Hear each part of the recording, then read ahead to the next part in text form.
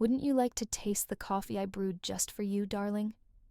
My husband, Michael, asked with a peculiar grin that didn't quite touch his eyes. I sat at my sister-in-law Laura's refined dining table in her Memphis home, where we met for our monthly family breakfast. The coffee mug before me carried an odd, almost chemical odor that churned my stomach. My name is Sarah, and at 30, I never thought I'd suspect my own husband of trying to harm me.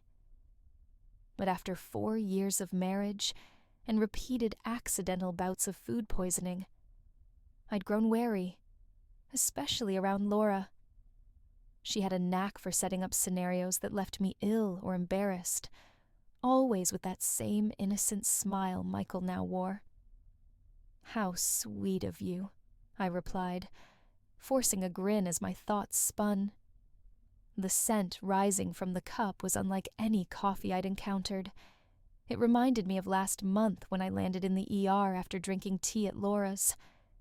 The doctors couldn't pinpoint my symptoms, and Laura swore she'd prepared the tea, the same way she made hers. Laura watched me closely from across the table, idly stirring her own untouched coffee. "Michael's been perfecting his barista skills," she said with a sly smile.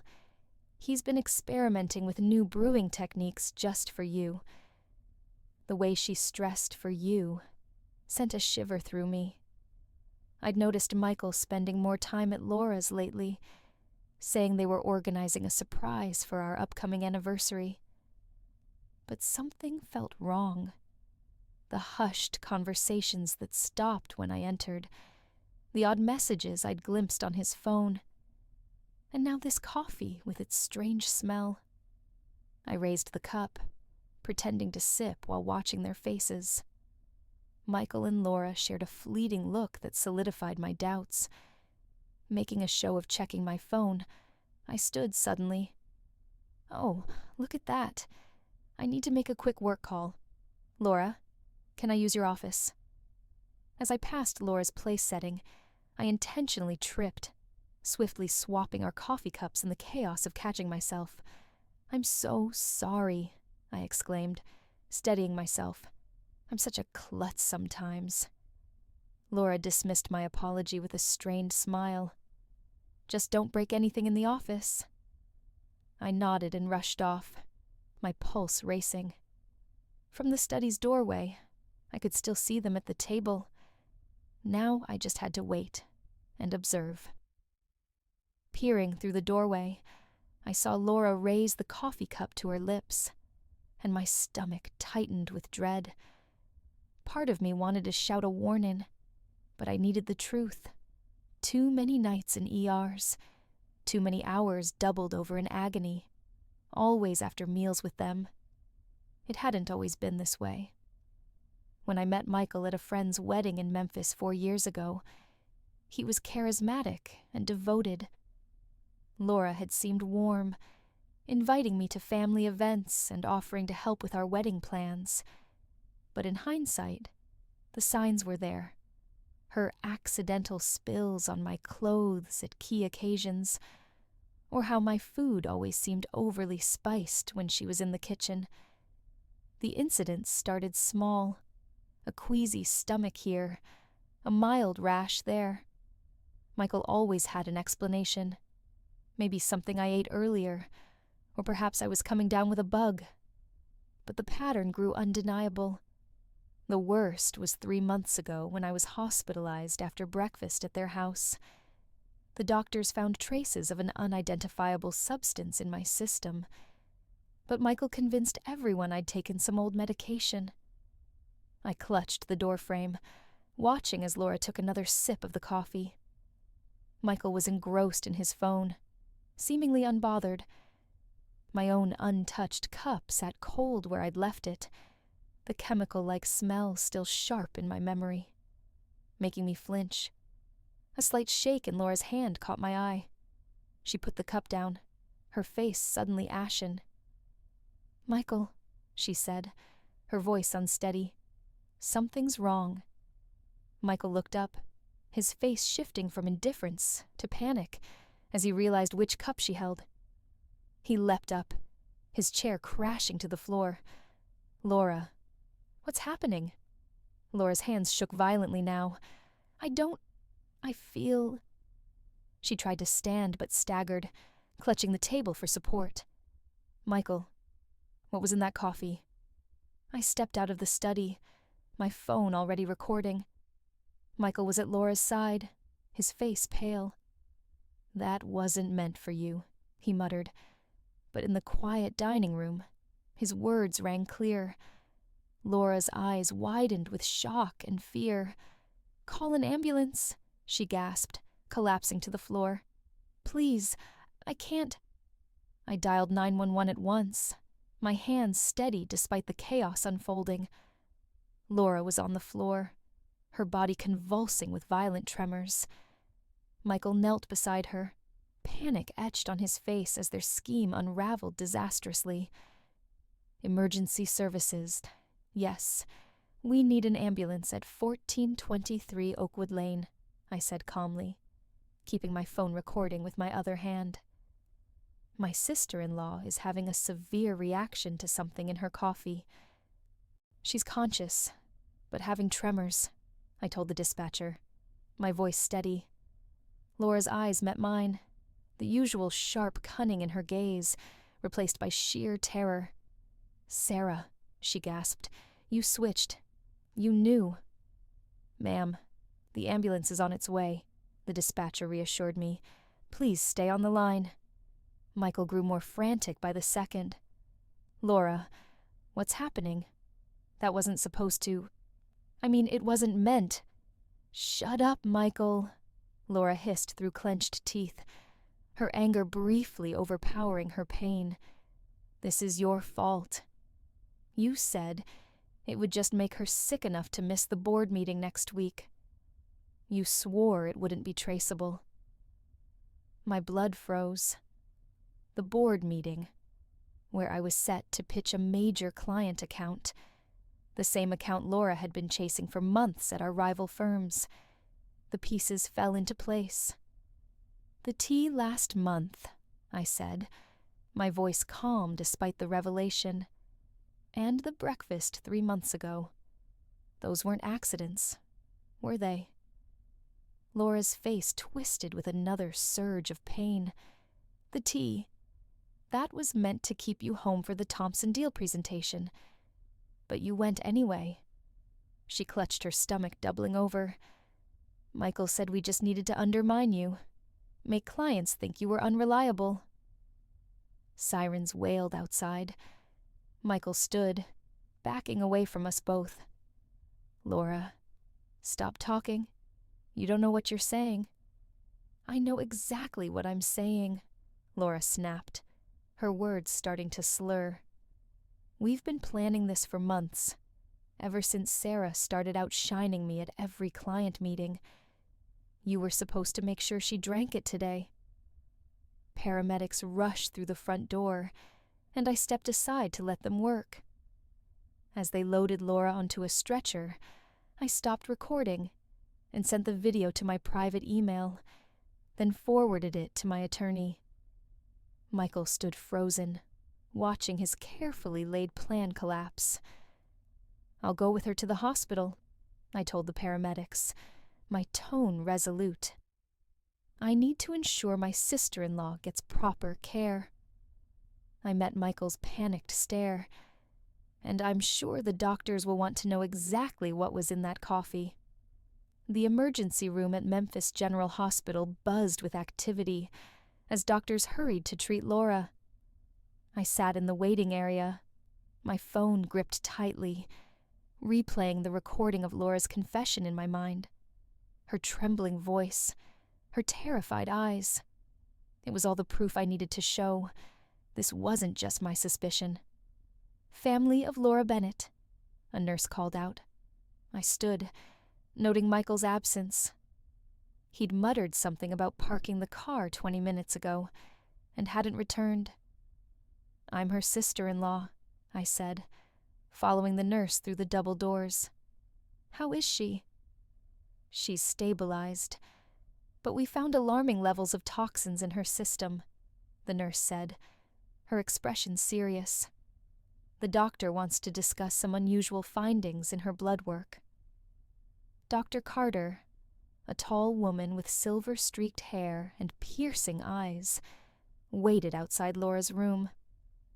Mrs. Thompson, can you explain what happened before your sister-in-law fell ill? I took a deep breath and pulled out my phone.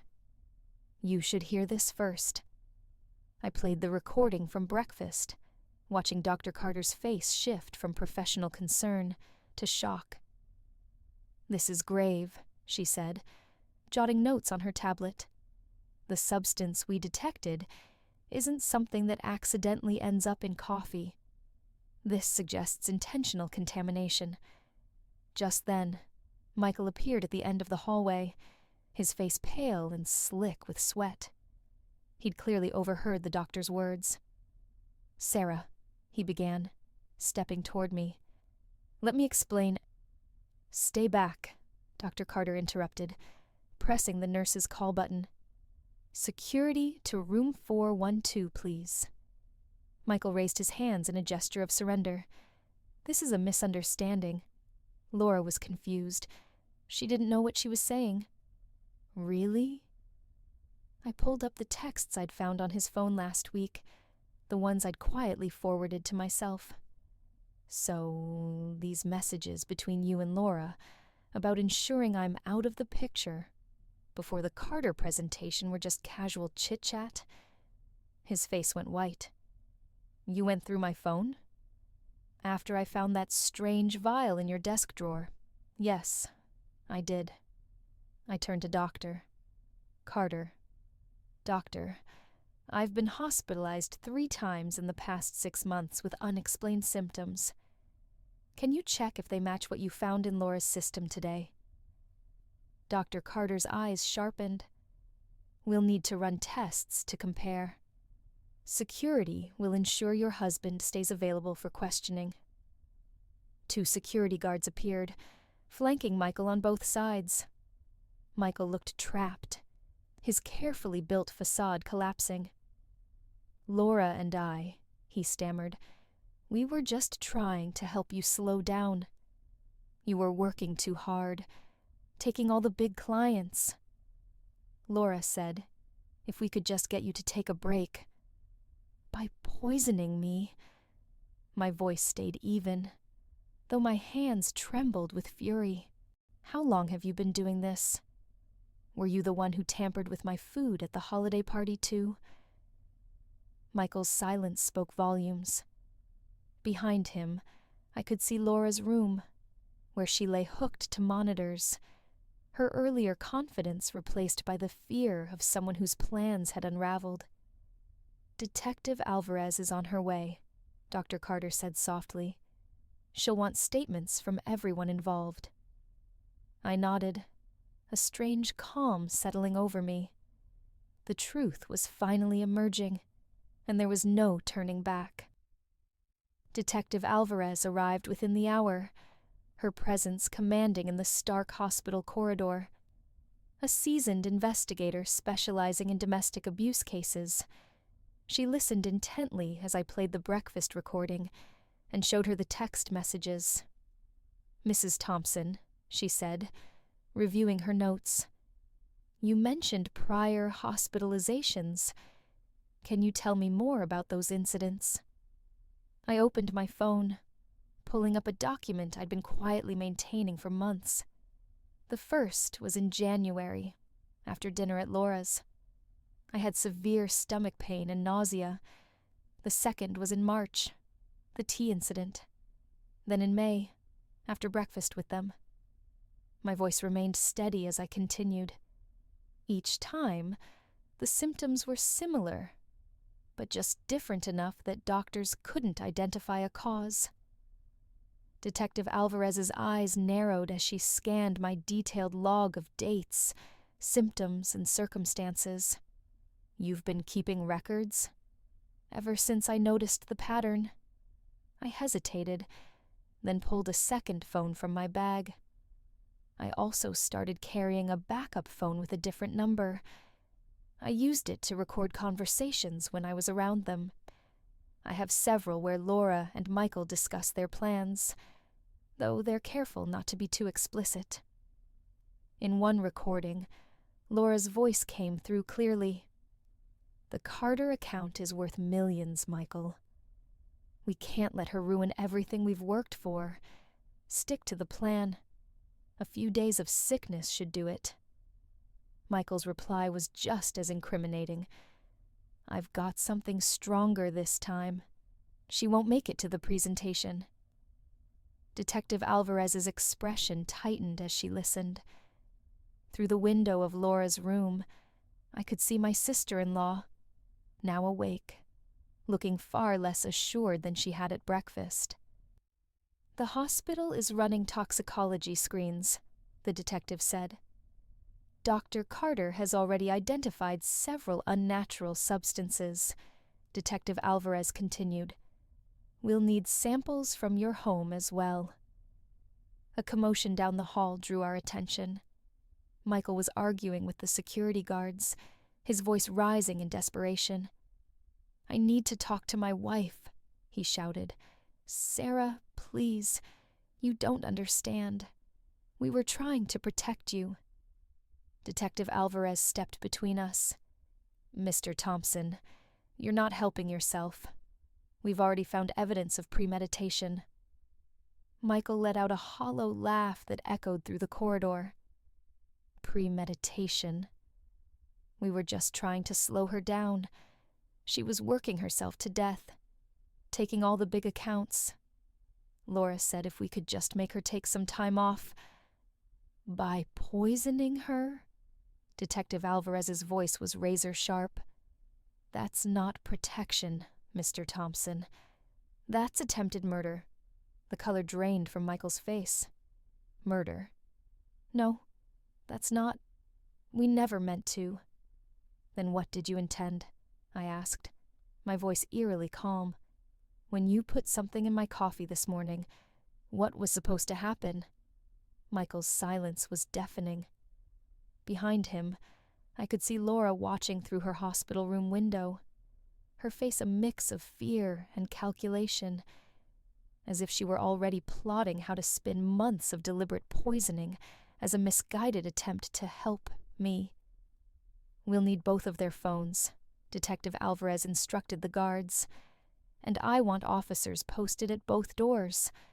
No one leaves until we get the toxicology results." Dr. Carter entered Laura's room, tablet in hand, her expression grim as she reviewed the test results. Detective Alvarez and I followed, while Michael stayed outside with the guards.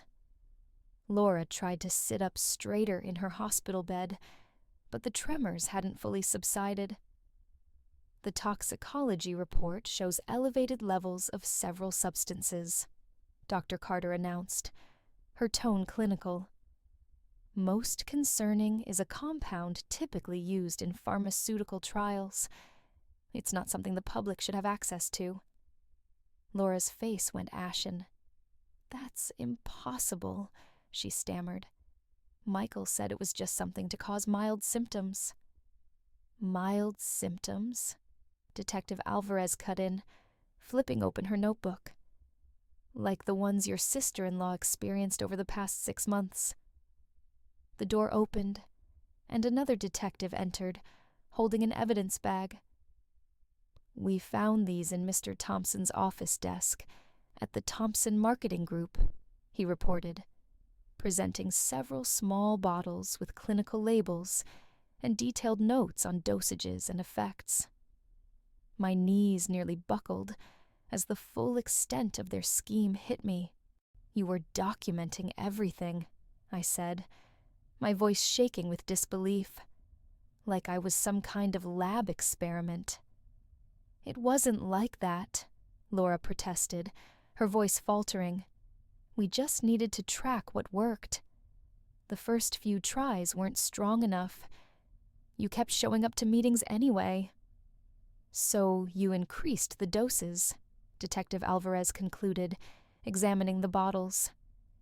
Did you know these substances could be lethal in higher concentrations? The room fell silent. Michael, visible through the window, slumped into a chair in the hallway, his head in his hands. "The Carter account," I said slowly, the puzzle pieces snapping together. "It wasn't just about that presentation, was it? You wanted me out of the way for good because the client specifically requested me as their lead." Laura's face twisted with a mix of rage and fear. "You were destroying everything I'd built. I worked on that client portfolio for years, and then you come along, and suddenly everyone wants you." She glanced at Michael. "He said he could fix it. By killing me?" The words hung heavy in the room, thick with accusation. "We weren't trying to," Laura began, but Dr. Carter cut her off. "The concentration in the coffee you drank today," the doctor said, staring at Laura, "was significantly higher than in samples we analyzed from Mrs. Thompson's prior hospital visits. If she had consumed it, the outcome could have been catastrophic, likely fatal." Detective Alvarez turned to the other officer. "We'll need a full warrant for both their homes and offices. Contact the pharmaceutical company listed on those bottles. Find out how they got these substances." Laura sank back into her pillows, the defiance fading from her expression. "It wasn't supposed to go this far," she whispered. "Michael kept saying we just needed one more try." I stepped closer to her bed, my voice steady, despite the tremor in my hands.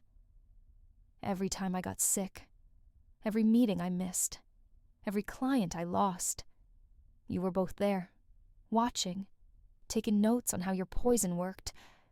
What kind of people does that make you?" The silence was suffocating. Outside, I heard Michael being read his rights as more officers arrived. Laura stared at her hands, unable to meet my eyes. "Detective," I said, turning away from my sister-in-law, "I'm ready to make my formal statement now." The trial stretched over 3 weeks, though it felt like a lifetime. I sat in the courtroom daily, watching the prosecution build their case against Michael and Laura with devastating precision. The evidence was undeniable. The bottles from Michael's office, their meticulous notes on each poisoning attempt, the recorded conversations, and the incriminating text messages. What struck me most was their demeanor in court. Laura, usually so poised and self-assured, seemed diminished in the defendant's chair.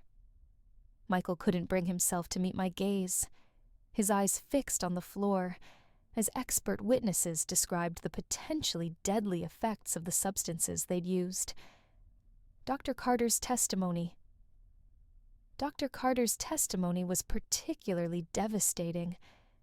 She presented a detailed analysis, showing how the dosages had been incrementally increased over time, proving a clear intent to cause severe harm. A representative from the pharmaceutical company confirmed that Michael had obtained the compounds through a college friend in their research department. The defendants displayed a calculated pattern of behavior, the prosecutor argued in her closing statement. This wasn't mere corporate sabotage. It was a deliberate, escalating attempt to harm Mrs. Thompson, with potentially fatal consequences. When the verdict was read, I felt no triumph, only relief. Michael and Laura were found guilty on multiple charges, including attempted murder and conspiracy. The judge's words rang through the quiet courtroom. The premeditated nature of these acts, committed against a family member over months, demands the maximum sentence. I watched as they were led away in handcuffs, reflecting on how greed and envy had transformed 2 people I once trusted into strangers. Their careers, their reputations, their freedom, all sacrificed in their attempt to ruin me. A year later, I stood at the podium of the Memphis Business Leaders Conference, preparing to deliver the keynote speech. The irony wasn't lost on me. This was the kind of opportunity Laura and Michael had tried to sabotage. The Carter account, which they'd been desperate to steal, had paved the way for several more major clients, cementing my reputation as a leading marketing executive in the region. Success isn't just about talent or hard work, I began, addressing the attentive audience. It's about integrity, about forging authentic relationships built on trust. I paused, letting the words resonate. Sometimes, the greatest threats to our success come from those closest to us, but overcoming those challenges makes us stronger. After my speech, several young professionals approached me for advice. One woman, her eyes alight with ambition, asked how I'd stayed composed through the ordeal. I focused on what I could control, I told her. I collected evidence, trusted my instincts, and refused to let fear stop me from pursuing my goals. That evening, I received an email from the Carter client, confirming a 3-year contract renewal. I smiled, thinking how differently things might have turned out if I hadn't trusted my gut that morning at breakfast. The local paper ran a brief article that day about Laura and Michael beginning their prison sentences. I didn't read it. Instead, I focused on the proposal for my latest client project, knowing the best revenge wasn't about settling scores. It was about moving forward and thriving, despite those who tried to pull me down.